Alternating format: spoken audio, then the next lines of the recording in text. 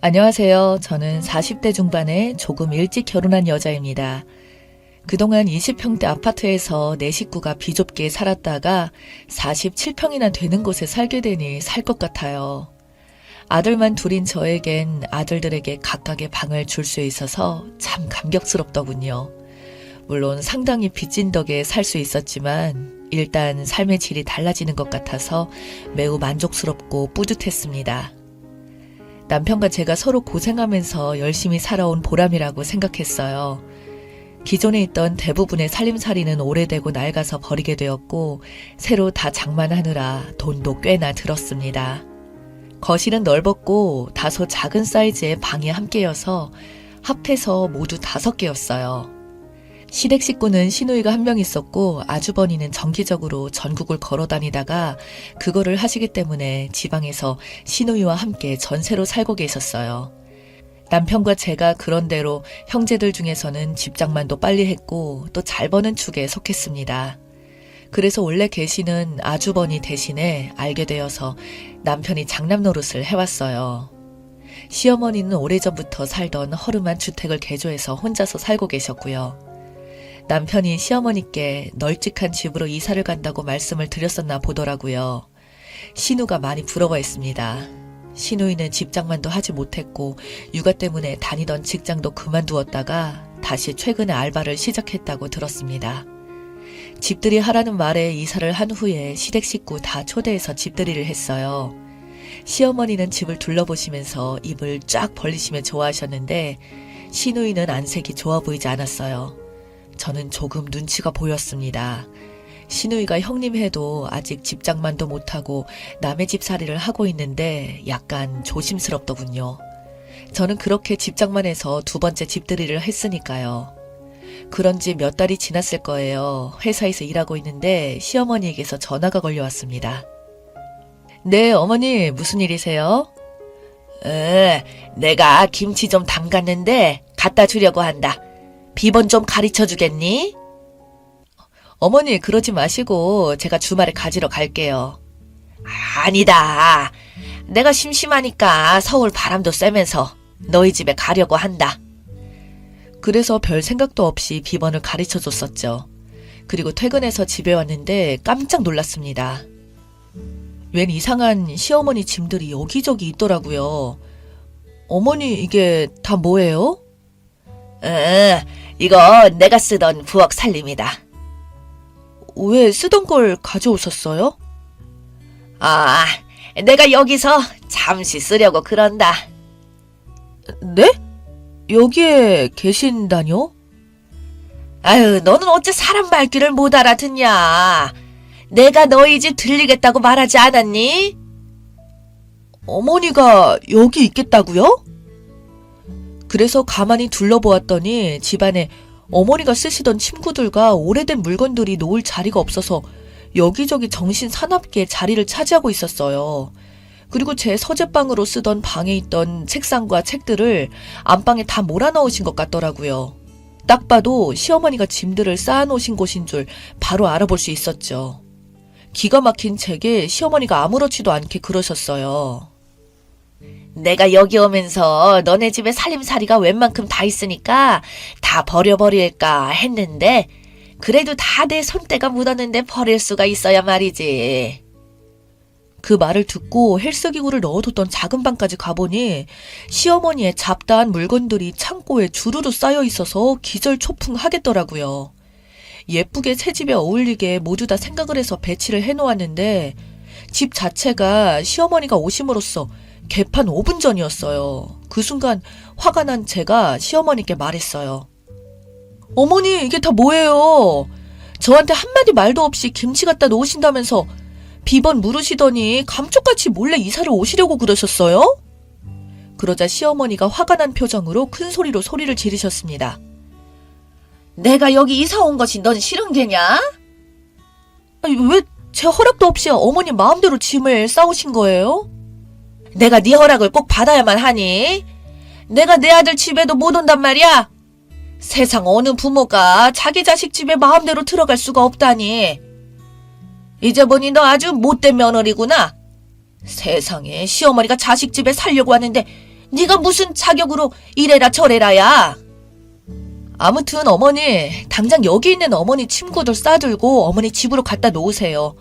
그리고 어머니가 잠깐 저희 집에 계시는 건 괜찮아요.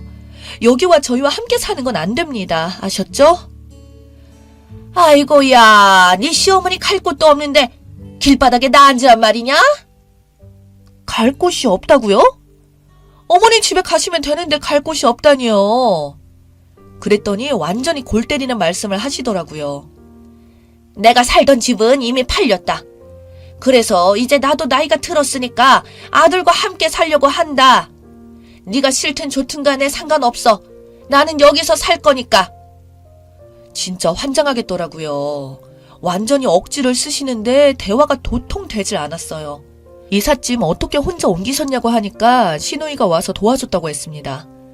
분명히 시누이가 시어머니를 조장해서 저희 집에 아파트 평수가 넓고 하니까 들어가 살라고 했을 게 틀림이 없었어요. 그래서 시누이한테 전화를 했죠. 아가씨, 어머니가 나한테 말도 하지 않으시고 이사를 오셨는데 왜 나한테 말도 안 해줬어요? 그랬더니 어이가 없는 말을 하더라고요.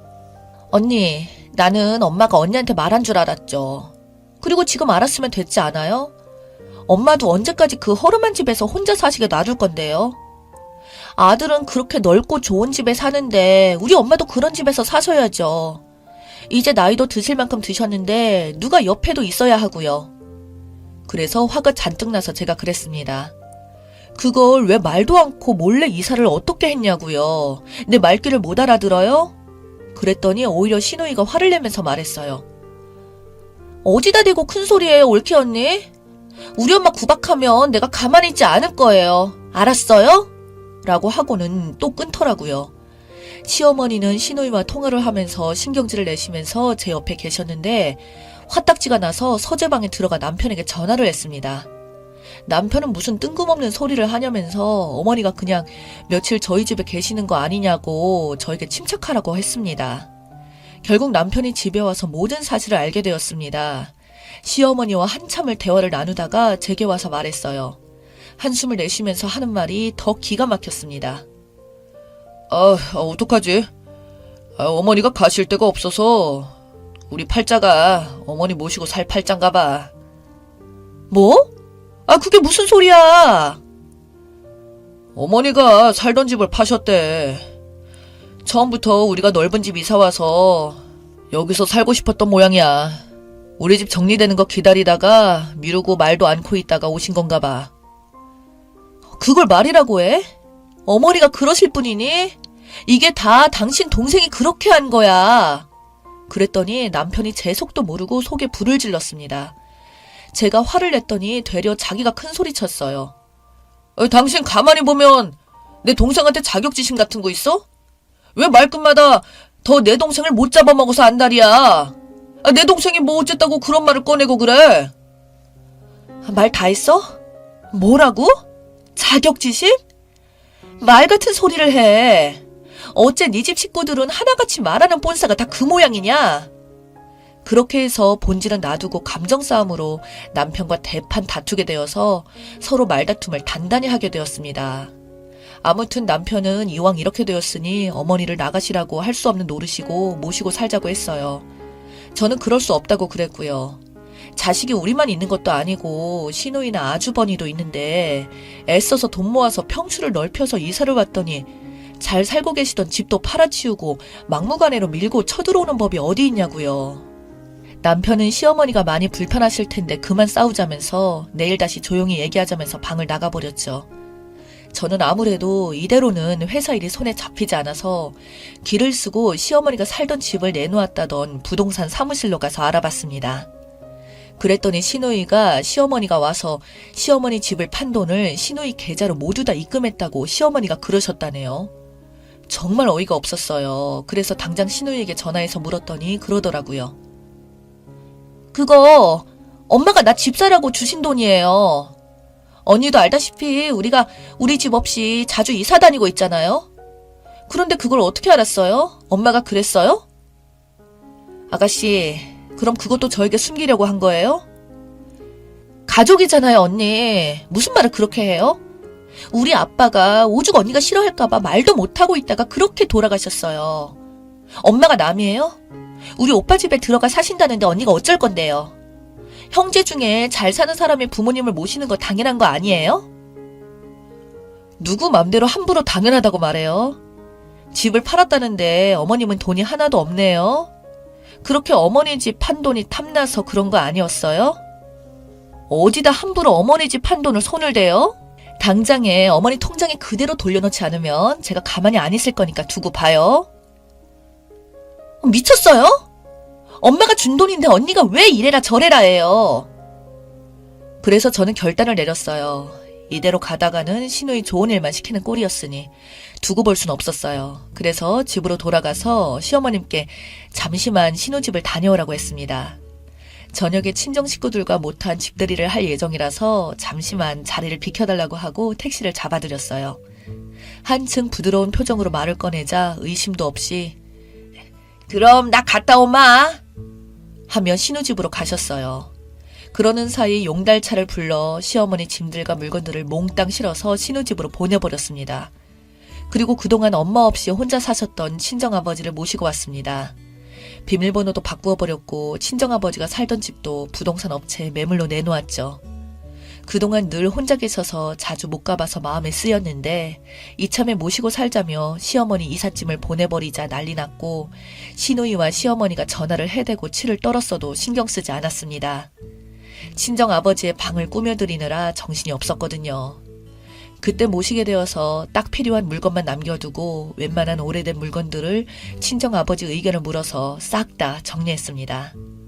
시누 시어머니의 빗발치는 전화에 남편은 한 걸음에 회사를 일찍 퇴근하고 집에 왔고 뜻밖의 장인어른이 방 하나를 차지하고 있었죠. 그러더라고요. 장인어른이 눈 마주치더니 자네 왔는가?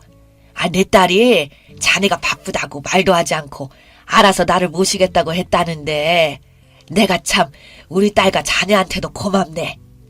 장인도 부모라면서 모시고 살자고 했다면서. 고맙네, 고마워. 남편이 저를 안방으로 데리고 와서 말을 했어요. 이게 뭐 하자는 거야? 우리 엄마는 어떻게 하고 장인어른을 모시고 오면 어떻게 하냐고. 어머님은 아가씨가 모셔야지. 아가씨가 어머니 집을 팔게 하고 그 돈도 가져갔는데 그럼 당연히 그래야지. 그래서 어머니를 보내드린 거고 나도 내 아버지 챙겨야지. 안 그래? 뭐? 유진이가 엄마 집 판 돈을 가져갔다고? 그래. 그런 싹퉁머리 없는 네 동생을 그런 짓을 했으니 당연히 어머니는 아가씨가 책임을 져야 하지 않겠어? 내가 우리 아버지를 그렇게 모시고 싶었는데 두 분 다 모시고 살 테니까 그런 줄 알고 마음에 안 들면 네가 나가 살아.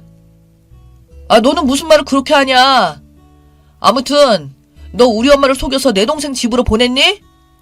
말도 없이 엄마를 보내버리고 지금 난리가 아니야. 지금 우리 집에 쫓아오겠다고 하는 걸 내가 다 알아서 하겠다고 하고 조용한 거야. 네가 알아서 잘하던지 말던지 해. 그건 네 동생이 먼저 했으니까 그대로 되갚아준 것뿐이니까 말 잘 전해. 나도 할 수 없었다는 듯이 말을 했습니다. 남편은 신우한테 시어머니 집을 팔았으니 알아서 하라고 똑부러지게 말았다고 하더라고요. 시어머니가 저희 집에 오고 싶다고 해서 장인어른을 모시고 산다고 했더니 열불이 나서 땅을 치셨지만 남편이 그랬대요. 어머니 죄송해요. 그렇게 처음부터 솔직하게 말하고 들어와 사신다고 하시지 그러셨어요. 장인어른도 제 부모님이나 마찬가지인데 모셔야죠. 넓은 아파트로 이사를 갔다는 이유 하나만으로 은근슬쩍 시어머니를 떠넘기고 시어머니 집 판돈으로 집 장만하려고 했던 시누이는 시어머니를 모시게 살게 되었습니다. 딸 집 장만 해주는데 보태주고 함께 사는 것도 나쁘지 않다고 한 건 본인인데 어째서 시누는 울상이더라고요. 제 이야기 읽어주셔서 감사합니다.